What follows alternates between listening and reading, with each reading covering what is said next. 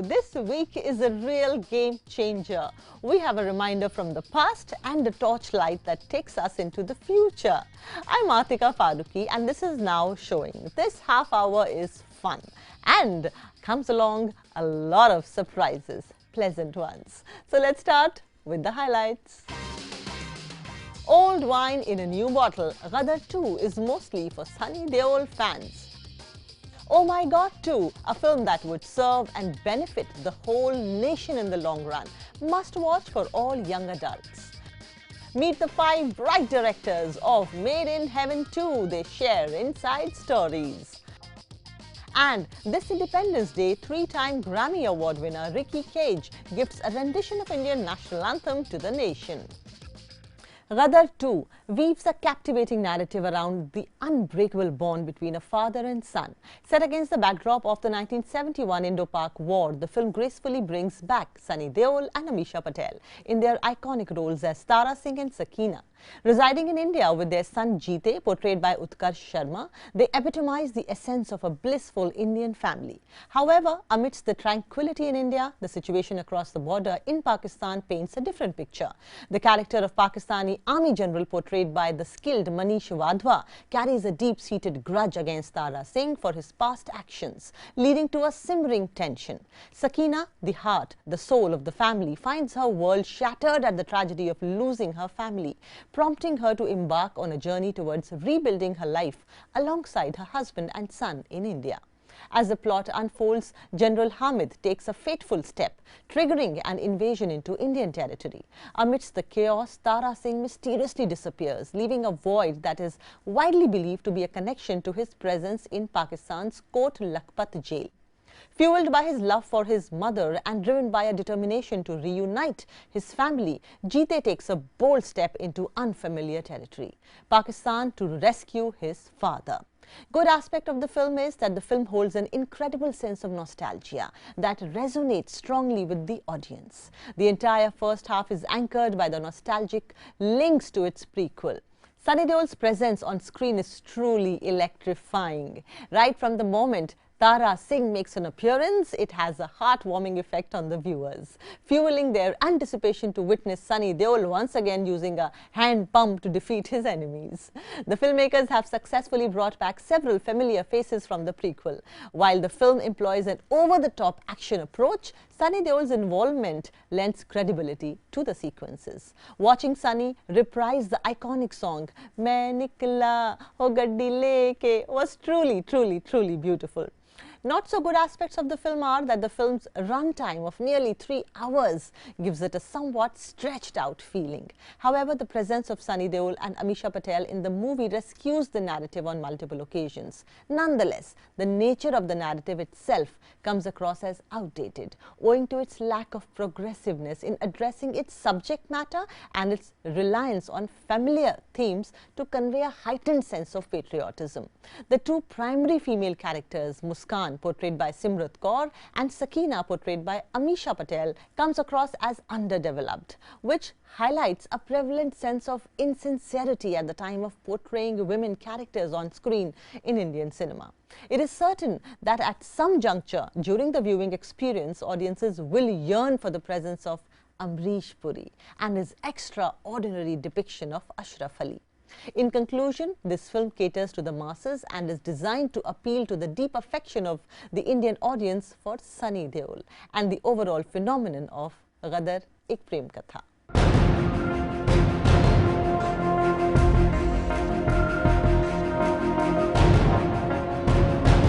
And Oh My God 2, Oh My God.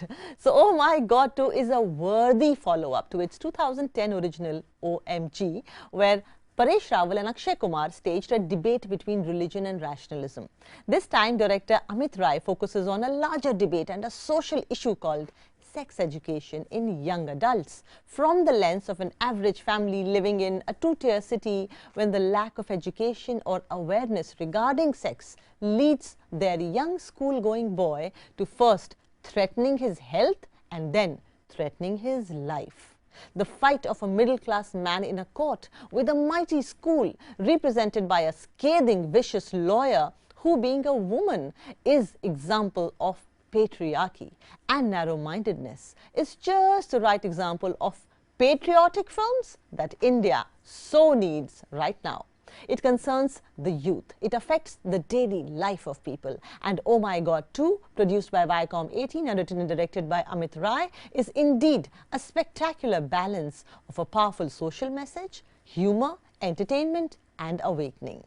The film follows Kanti Sharan Mudgal, played by Pankaj Tripathi, who runs a puja shop near a temple and is a die-hard devotee of Mahakal, that is Lord Shiva, a caring husband, a loving father to a boy and a girl of roughly same age, and generally a progressive man. His life turns upside down when his son Vivek gets admitted to the hospital after a heavy dose of sex-related drug and gets rusticated from school on the pretext of vulgar conduct after a video of him doing the act in school toilet is circulated on the internet. Who made the video though? No one questions. Kanti, upon realizing that his son has actually been a victim of misinformation and misguidance, single-handedly drags the school authorities to the court, along with babas and sex therapists, a doctor and a chemist. This man, who never had stepped into a court before, through the rest of the film fights a shrewd lawyer played by Yami Gautam with his meaningful, laden with facts, rationalistic, sharp arguments and references from the Hindu mythology, pressing that ancient culture of India has been liberal, then why not talk about sex, particularly to young adults who are being fed crude information in absence of the right channel of information, especially when our schools have been entrusted to impart this very education. Director Amit Rai, who here is so brave and displays extreme conviction on the importance of an open debate and freewheeling conversations between students, parents and children. Yet he is sensitive about the cultural identities of his viewers. He laces his scenes with catchy humor that never let the film fall from grace. Pankaj Tripathi is made convincing in favor of his argument when he gets you the data, the number of views and shares of a rape video, teenage pregnancies, the young boys who don't know the many aspects of sex and sexual life, leading to life-altering mistakes. Who will teach them? Schools? Parents? Who? The film banks on Akshay's star power for the opening, but honestly the script has its own soul. Akshay steps aside for the story to shine, and we do expect that from our superstars now, to do that favor to meaningful cinema. In those various looks, amalgamation of Lord Shiva's teachings and modern-day humor, he is adorable. The film refers a lot to the Vedic literature, the ideas and practices of Vedic religion, and how Kama Sutra has already normalized sex, then why constrained in addressing it in words? The teachings of Prophet also focuses on sexual gratification of a woman as the key to the marital life, failing which the woman even has a ground for divorce. In a subcontinent where religions give so much freedom, why does popular culture downsize it? And Akshay's presence is used to be the voice of the divine here. Tripathi is a delight to watch on screen. From every word he speaks to every gesture he makes, it's so nuanced and well performed that it calls for a clap and a smirk, an applause. Yami as the menacing defendant delivers a sharp performance. Pawan Malhotra as an experienced judge who is willing to adapt. The sexologist Bijendra Kala, the trustee of the school Arun Govil, and Pankaj's on-screen wife, the excellent, adorable Geeta Agarwal. I was reminded of my days in Meerut, Lucknow, Mathura, Jhansi. This small-town world here is not caricaturish. It is authentic and a joy to be in. Oh My God 2 is the kind of film that is meant for family viewing, as it bridges the gap that has long existed between parents and kids who aren't comfortable talking about certain topics, though you can even watch it separately. But it must be watched, especially by all young adults.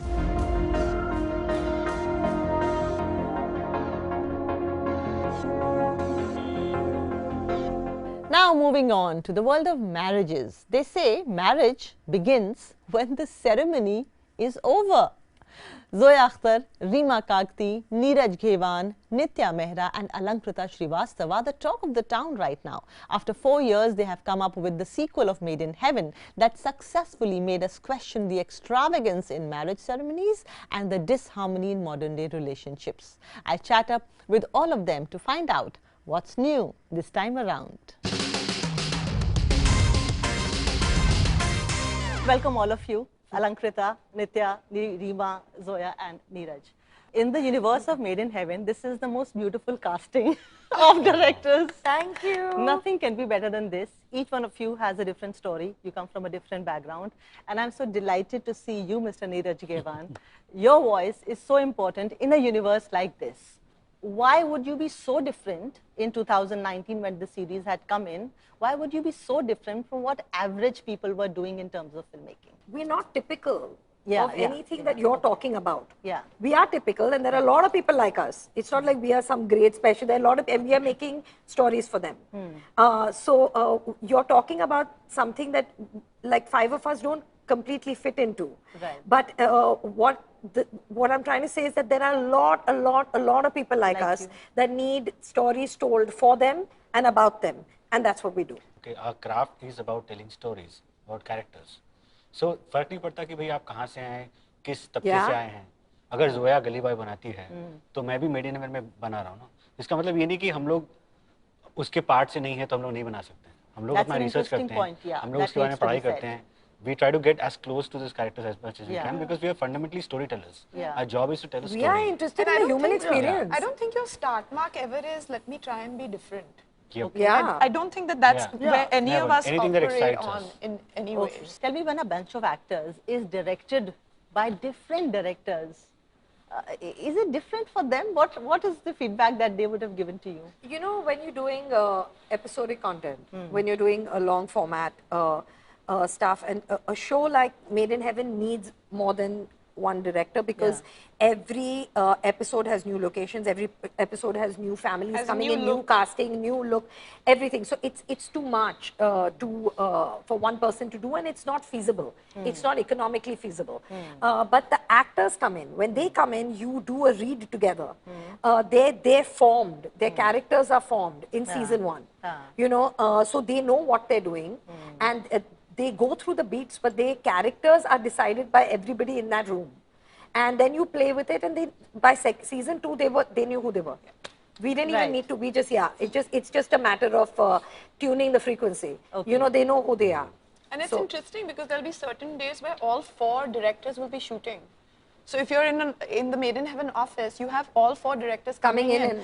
But the actors have, you know, they know their graph because you could be doing episode 7 first, or you could be, and you know, then coming into 1. But for them, I think they just, you have to look at it as a whole.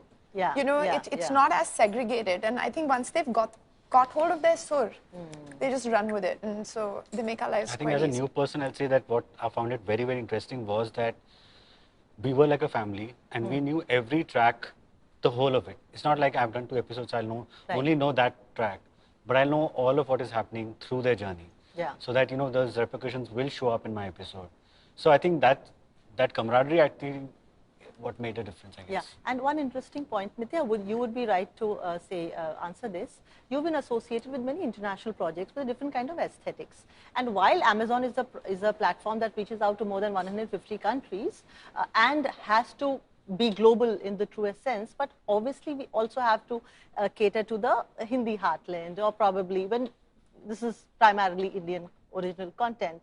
What is the fine line of being classy yet massy and massy yet classy? Made in Heaven.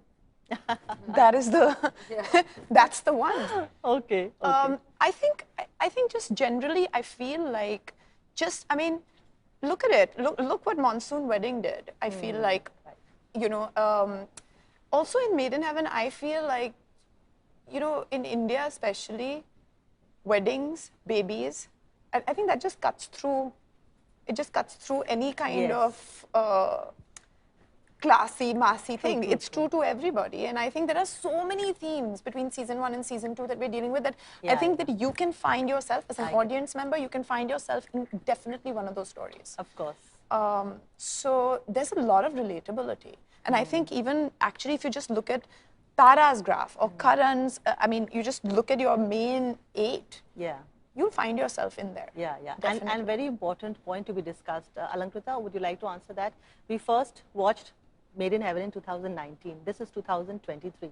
Even the medium has had its own journey in terms of investment, return on investment, aesthetics, just how evolved people have become. This has to be a new project because the universe has changed. Did you as directors come and talk about it कि ये 5 साल बीत गया है? The audience has grown a lot, particularly during the pandemic. I think they watched a lot of stuff and opened their hearts more to, I think, all kinds of stories. So I think in that sense, it's a great time. There's more soul, even while I think there's more opulence and there's more, you know, there's more visually and music-wise, there's so much to sort of feast on. बहुत साल पहले, Zoya, I was in conversation with Javed Saab in a live audience that was primarily for literature lovers. It went hugely viral because of the things that we discussed. I asked him कि film दीवार में, which was written by him, Amitabh Bachchan का किरदार अपनी माँ से बहुत प्यार करता है. उसकी अपनी माँ से मिलने के लिए वो मौत के मुंह में चला गया. That's how much he had loved his mother. लेकिन the woman that he was with, played by Parveen Babi, वो कौन थी? किसकी बेटी थी? किसकी बहन थी, कहाँ से आई थी, उसकी क्या स्टोरी थी, हमें आज तक कुछ नहीं पता.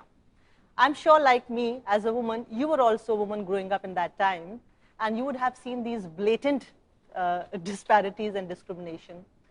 Would it be right to say that your content is a response to all of that? No, I've never actually, what you're saying is very interesting because I've never actually looked at Parveen Babi's character like that at all. It was the 70s. I was very, very young. So I didn't see it when it came out. I saw it in the 80s when I was, I mean, I was 8 in 1980. So I saw it much later. But having said that, I mean, she was so radical. She was a prostitute, and she had a very deep connection with the character, and it didn't matter. It didn't matter what mattered was them, their connection, and the validation of her personhood, as opposed to him treating her in any particular way that was disrespectful and taken for granted. So I think what came out to me when I see that film that Salim uncle and my dad had written is, firstly, they never wrote women that didn't have careers, whatever the careers were. They never wrote women that didn't have agency. They never wrote women that didn't have an opinion. So it didn't really matter what her father was called to me, personally. The fact that there was mutual respect there was enough for you importance, as a woman. But still the question remains, and anybody who would be watching this conversation would like to know that what do you think as a woman, as a director, as a person who makes content right now? Is it in any way response to what you grew up watching? No, what I keep watching. My response is yes to what I see on screen. My response is to what I see around me. My response is to what I read on the news. My response is to my friends. My response is to life. So it's not one thing that has spurred me. My response is to my own agency. I mean, I am a woman and I have a point of view. And I don't know that point of view separate from anything else because it's my consciousness. So it's my own honesty that comes out. So it's a response to many things. It's not one. I mean, I can't blame my father for my work. Let's just put it that way. Time for a short break on the show. When we come back, we have 3-time Grammy Award winner Ricky Kej with his latest offering. Welcome back to Now Showing. I'm Atika Farooqui.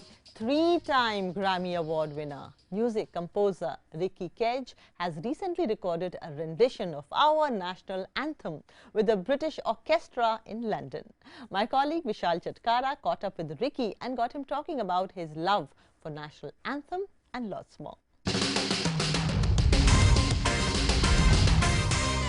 Ricky, to celebrate our 76th Independence Day, you have recently recorded with Royal Philharmonic Orchestra in London. This was, of course, the performance of our national anthem that was conducted by you with a massive symphony. Please tell us more about your experience of recording it and when are you planning to release it? So first of all, the national anthem is my favorite melody in the whole world. In fact, even before I learned any nursery rhymes or lullabies while growing up, the first piece of music that I ever learned was a national anthem. So it's within my blood. It's something that brings me a lot of pride. So I've made various versions of the national anthem in the last 20 years of my career. And I've worked with the Royal Philharmonic Orchestra in London quite a few times. In fact, both my Grammy award-winning projects have got the Royal Philharmonic Orchestra prominently in it. So I thought that why not conduct a 100-member orchestra, which is the biggest symphony orchestra to have ever recorded our Indian national anthem, and recorded with the Royal Philharmonic Orchestra with an Indian person conducting it. And we will be releasing this on the 14th of August, that is the eve of Independence Day, at 5 p.m. So the official duration of our national anthem is 52 seconds. Correct. What is the duration that you have kept for this? Correct. We've stayed with the constitutional version of it. So our video is going to be 60 seconds, but the national anthem itself is 52 seconds. And we've got an introduction. Like, so I've composed a new piece of music for about 6 seconds to give people enough time to stand up.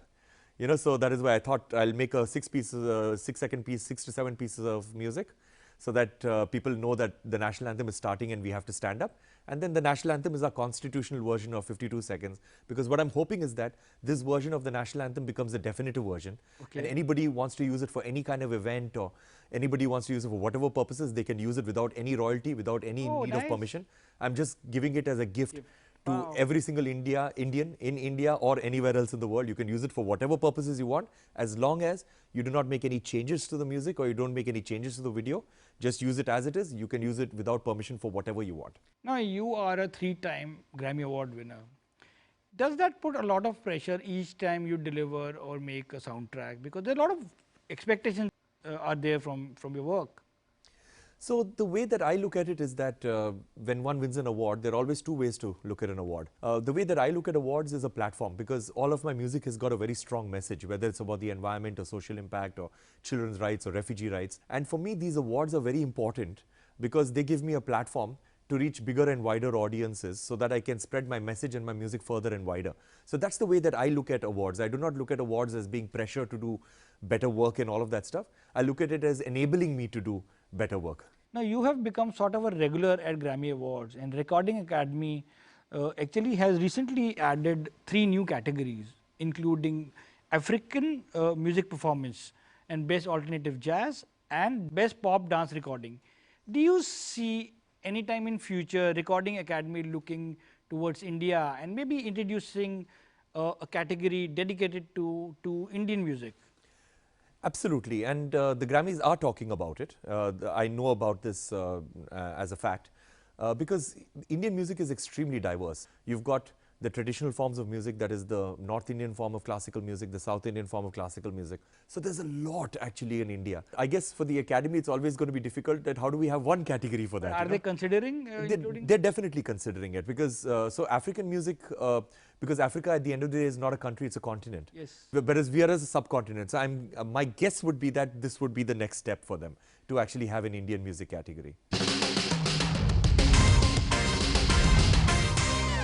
Thanks, Ricky Kej, for making us so proud. And here we come to the end of this show. I'm Atika Farooqui telling you once again that life may be short. Hence, sing along. Zindagi प्यार का गीत है, इसे हर दिल को गाना पड़ेगा. Goodbye for now.